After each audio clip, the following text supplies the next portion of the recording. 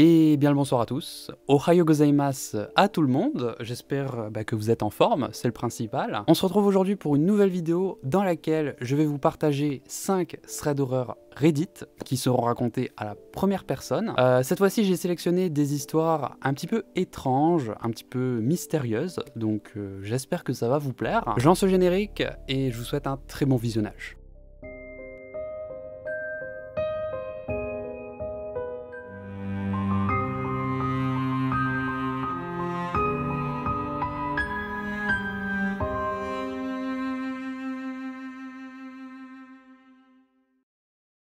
Je suis une femme de 27 ans. J'ai un mari de 31 ans et 2 enfants. Isaac, 8 ans, que j'ai eu lors de mon premier mariage, et Tiana, 5 ans, que j'ai eu avec mon mari actuel. À l'heure où je vous écris, je suis complètement désemparé parce que je n'arrête pas de voir cette femme partout où je vais. Et je n'ai aucune idée de si c'est une coïncidence ou pas. J'essaye de rester calme au moment où je vous écris. Toute cette situation commence quelque part vers mai 2022. J'étais avec mon fils, Isaac, au parc local. Je m'occupais de mes propres affaires. Isaac était en train de jouer avec un autre enfant, au niveau de la barre des singes. Et puis j'ai vu une femme approcher. Elle était rousse. Je suis quasi sûr que c'était sa couleur naturelle. Son visage était couvert de larmes. J'ai commencé à m'inquiéter et je me suis demandé pourquoi est-ce qu'elle pleurait comme ça. Je lui ai demandé ce qui n'allait pas, mais elle n'arrêtait pas de fixer mon fils. Plus elle le regardait, plus elle sanglotait. Et puis d'un coup, elle s'est mise à courir vers lui en criant « Michael! Michael !» Elle n'arrêtait pas de l'appeler comme ça, par un prénom qui n'est pas le sien. Mon fils et l'autre enfant ont pris peur. J'ai couru vers eux et je suis arrivé en première parce que j'étais plus rapide que la femme. Tout en tenant mon fils, j'ai crié à cette femme de s'en aller. Mais elle se tenait là, à le regarder. Maintenant, elle avait l'air furieuse. Elle a ensuite marmonné des choses en partant, mais je n'ai pas su entendre ce qu'elle disait. Une fois qu'elle est partie, le père de l'autre enfant et moi avons discuté de ce qui venait de se passer. Il m'a dit que cette femme était probablement en deuil, et que mon fils ressemblait probablement à l'enfant qu'elle a perdu. J'étais pas très bien, j'ai ramené mon fils à la maison.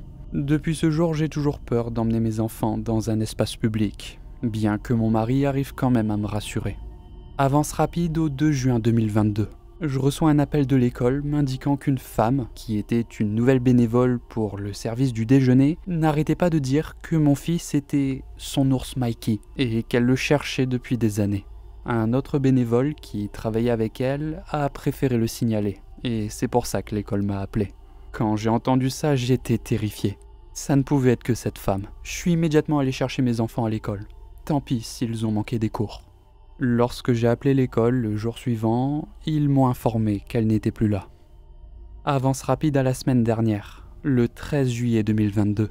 C'était le 5e anniversaire de Tiana, et on a décidé de le passer dans un parc de ma ville natale. Tout se passait plutôt bien, mais je me sentais parano. Il était maintenant 21h, et on était en train de tout ranger. Et c'est là que je l'ai aperçue, cachée derrière un chêne.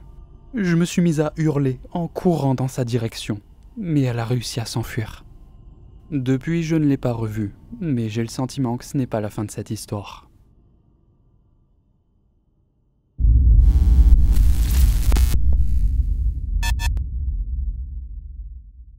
Je m'appelle Pauline. Ce que je vais vous raconter s'est passé il y a 3 nuits, et je deviens folle en essayant de comprendre. Cette histoire est très étrange. J'ai emménagé dans un nouvel appartement il y a 1 mois, et je suis encore en train de m'installer. J'utilise depuis toujours l'adresse de mes parents comme adresse postale. Ils habitent à une vingtaine de minutes de chez moi, à quelques villes d'ici. Il y a 3 nuits, mes parents m'ont appelé à 2h du matin. Ils étaient paniqués et ont commencé à me raconter cette histoire. Apparemment, vers 1h du matin, quelqu'un s'est mis à toquer frénétiquement à leur porte d'entrée et à faire aller la sonnette. Mes parents se sont donc levés et mon beau-père est allé voir ce qui se passe. Leur porte d'entrée est en fait composée de 2 portes. Il y en a une qui est vitrée et une autre qui est normale. Il a donc déverrouillé la première porte en laissant la deuxième porte vitrée verrouillée. Il y avait un homme qui se tenait à l'extérieur. Il semblait avoir dans la trentaine et portait un sweat à capuche noire, avec la capuche relevée sur sa tête. Il n'avait pas de signe distinctif. La seule chose qu'a dit mon beau-père, c'est qu'il semblait être hispanique. Ma mère à ce moment-là était en train de regarder la scène à travers une autre fenêtre. et elle non plus ne savait pas qui était ce type. L'homme a dit à mon beau-père « Je suis vraiment désolé de vous déranger, mais je cherche Pauline. » Mon beau-père, en faisant genre, lui a répondu « Qui ?» L'homme lui a alors répondu mon nom complet. « Pauline Reyes. Son copain est très inquiet. Elle n'est pas revenue la nuit dernière. Je suis l'un de ses amis et on est tous les deux à sa recherche. On est très inquiets. » Je n'ai pas de petit copain. Je n'ai pas été dans une relation depuis les 6 derniers mois. Mon beau-père lui a donc demandé de quel copain il parlait. Et celui-ci lui a répondu le nom de mon petit copain de l'époque, lorsque j'étais au lycée. Il y a 20 ans de cela. Mon copain de l'époque avait un nom italien très unique. Impossible de l'oublier. L'homme a de nouveau répété le nom de mon ancien petit copain, pour être sûr que mon père a bien entendu. Et il lui a encore une fois dit qu'ils étaient très inquiets. Il lui a dit « Vous êtes sûr que Pauline n'est pas là ?» À ce stade, mon beau-père était perturbé, et il a fermé la porte à clé devant lui. L'homme n'est pas parti. Il est resté devant la maison pendant une dizaine de minutes, à fumer des cigarettes et à parler avec quelqu'un au téléphone. Au bout d'un moment, mes parents se sont donc décidés à appeler la police. Environ 5 minutes avant qu'ils arrivent, le type s'est dirigé vers l'impasse de leur pâté de maison. Il est monté dans une voiture argentée et ils sont partis. Mon père n'a pas su voir la plaque d'immatriculation. Mes parents ont déposé un rapport de police et rien d'autre ne s'est produit. Maintenant que j'ai entendu cette histoire, je deviens folle concernant tous ces détails bizarres. Qui est cette personne ? Comment est-ce qu'elle pouvait connaître le nom de mon petit copain de l'époque ? C'était il y a 20 ans, et je n'ai pas eu de contact avec mon ancien petit copain depuis plus d'une décennie. Pourquoi inventer une histoire sur ce petit détail de mon passé ? Hier, j'ai décidé d'envoyer un message sur Facebook à mon ancien petit copain, pour voir s'il avait une idée. Je lui ai raconté toute l'histoire, et il était aussi confus que moi.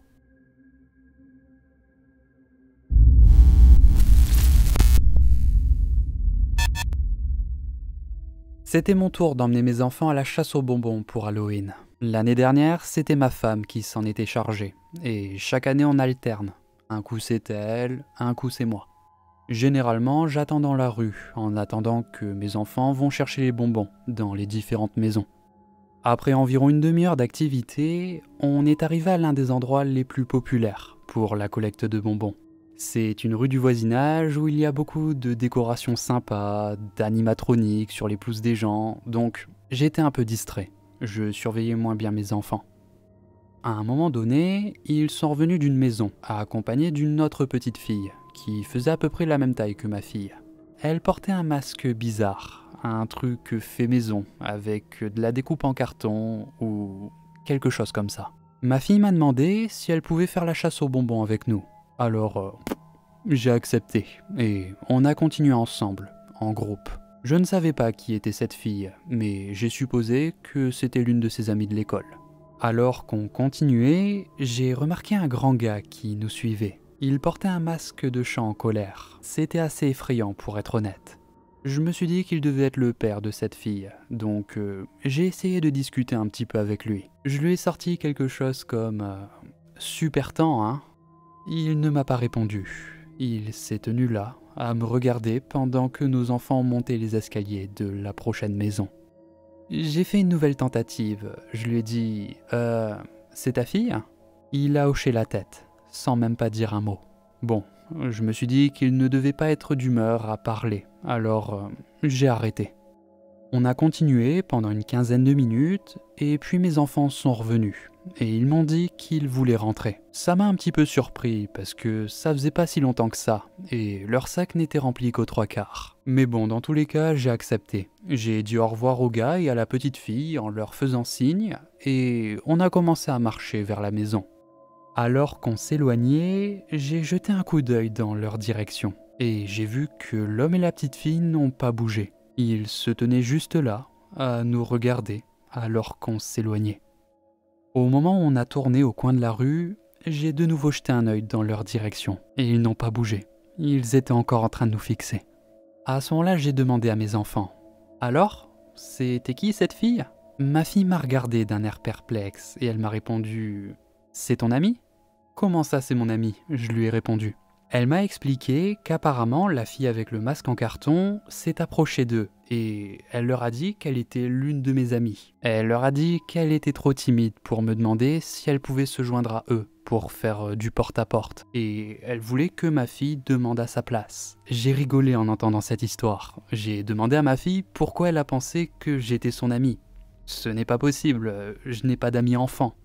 Et ce qu'elle m'a dit ensuite m'a glacé le sang. Apparemment, lorsque la fille avec le masque en carton s'est approchée d'eux pour la première fois, elle ne portait pas le masque, donc ils ont pu voir son visage. Il s'est avéré qu'elle n'était pas du tout une petite fille, mais une femme plus âgée que moi, avec des rides sur son visage. Ce qui est encore plus effrayant, c'est que la vieille dame avait commencé à voler des bonbons dans le sac de ma fille, lorsque je ne regardais pas. C'est pour ça qu'ils m'ont demandé de rentrer à la maison. La vieille dame leur faisait peur, et donc ils voulaient juste s'éloigner d'elle. J'ai ramené mes enfants à la maison, et j'ai raconté à ma femme ce qui s'était passé. Nous avons vérifié toutes leurs friandises, mais on n'a rien trouvé de suspect ou d'anormal. On n'a rien signalé à la police, parce que il ne s'est rien vraiment passé. Mais en y repensant, je regrette un peu cette décision. Que diable faisait cette vieille dame, et qui était cet homme qui nous suivait ? Je ne pense pas que je le saurai un jour. En tout cas, je trouve ça répugnant qu'il y ait des gens qui se cachent derrière des masques et qui font croire qu'ils sont des enfants le soir d'Halloween.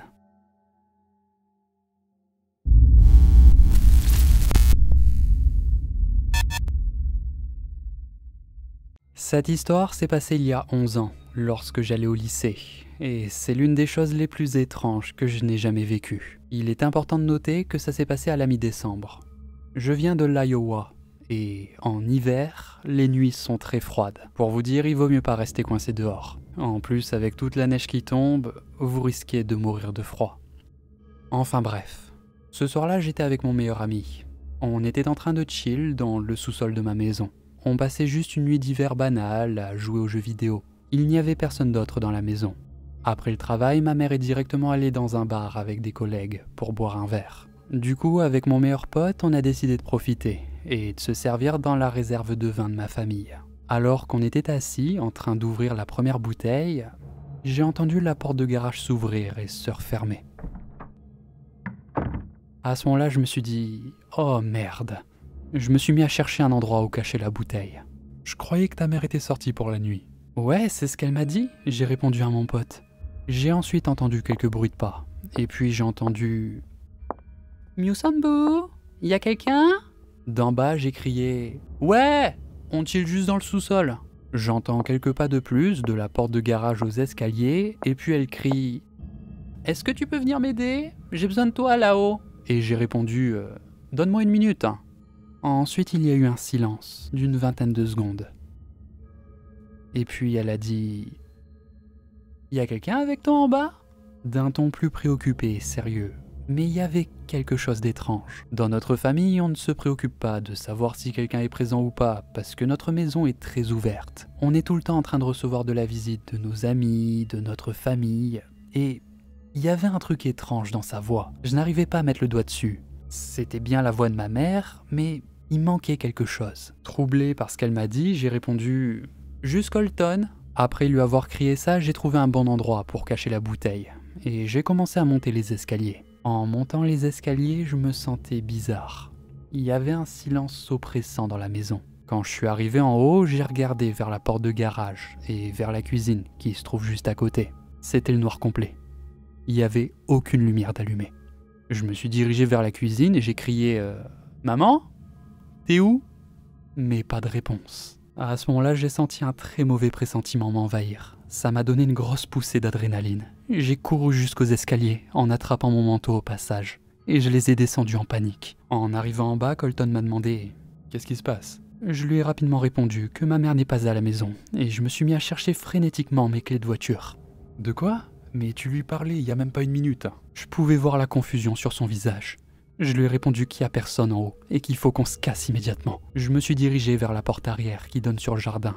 Mais à ce moment-là, j'ai vu mon chien sur le canapé, en train de trembler. Mon chat était juste derrière lui, en train de grogner. Je pouvais pas les laisser.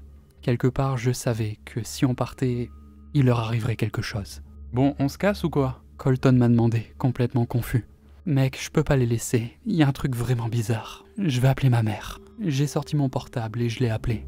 Elle a répondu et a dit Mewsandbu? Qu'est-ce qui se passe? J'ai dit « Maman, est-ce que t'es à la maison? Je t'ai entendu m'appeler depuis l'étage, mais quand je suis montée, je t'ai pas vu. » « Non, là je quitte le bar. Je me sentais pas très bien. Est-ce que tout va bien? Tu m'as dit que tu m'avais entendu? » Je lui ai raconté toute l'histoire et elle a foncé pour rentrer à la maison. Colton et moi, on est restés dans le sous-sol avec le chien et le chat, jusqu'à ce qu'elle rentre. Mais avant qu'elle n'arrive à la maison, on pouvait entendre quelque chose à l'étage, comme une pression dans l'air qui se déplaçait lentement d'une pièce à l'autre. Lorsque ma mère est rentrée à la maison, on a pu sentir la chose partir aussi rapidement qu'elle est venue, comme si une présence prédatrice écrasante venait de s'envoler. On n'a jamais compris ce qui s'est passé, et c'est juste une histoire parmi tant d'autres événements inexplicables qui nous sont arrivés. Mais c'était l'histoire la plus facile à raconter, et au moins là, j'avais un témoin. Ma mère est décédée maintenant, et j'ai déménagé en Arizona.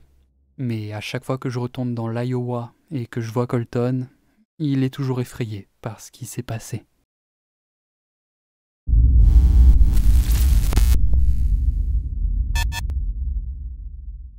Je vis dans une ferme en haut d'une montagne, au milieu de nulle part dans l'intérieur de la Colombie-Britannique. Il n'y a pas de réseau téléphonique, les voisins sont loin et je vis de manière autonome.